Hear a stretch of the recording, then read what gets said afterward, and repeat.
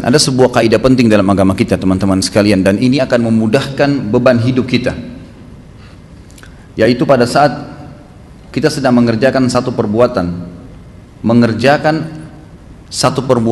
benar atau salah, atau tidak mengerjakan satu perbuatan benar atau salah, tetap harus dijelaskan argumentasinya, kenapa kita tidak melakukan dan kenapa kita melakukan. Ini kaidah penting. Coba terapkan dalam hidup Anda akan merasa ringan sekali. Sekali lagi, semua perbuatan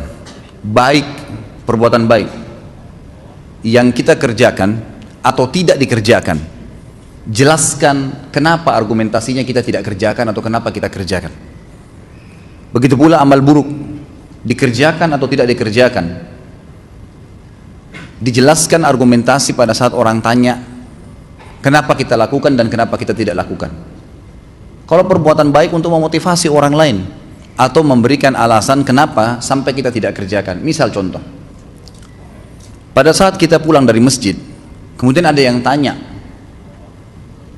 Anda dari mana? Dari masjid sholat. Kalau ada orang tanya, kenapa harus sholat di masjid sementara perbuatan itu benar? Jelaskan argumentasinya. Oh, karena Allah perintahkan, karena saya mendapatkan hadis seperti ini. Baik, contoh yang lain, perbuatan baik yang tidak kita kerjakan. Misal, kita lagi musafir, lewat di sebuah masjid di tengah jalan.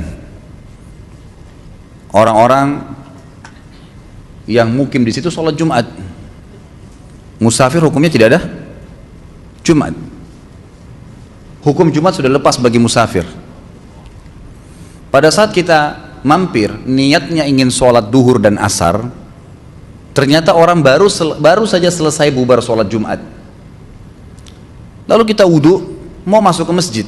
Ada satu orang yang dari hadir Jumat tadi bertanya, Anda mau sholat apa? Jumat sudah selesai nih.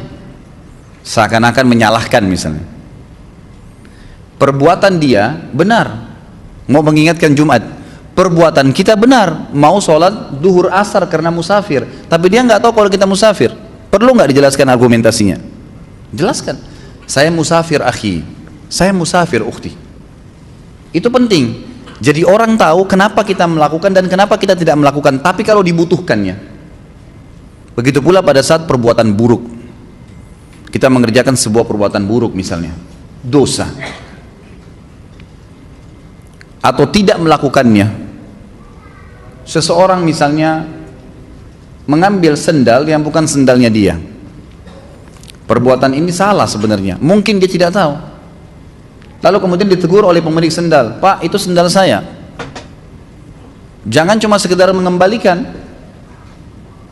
Oh iya, tadi saya kira sendal saya, soalnya mirip. Kalau enggak, kita diam dikira kita sengaja niat mencuri.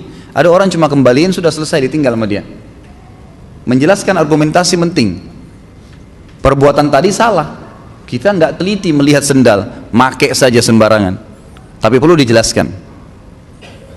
Dan khusus dalam masalah perbuatan buruk ini, perbuatan salah, harus diikuti dengan kalimat maaf, minta maaf, lalu kemudian jelaskan kenapa kita melakukannya walaupun salah ya.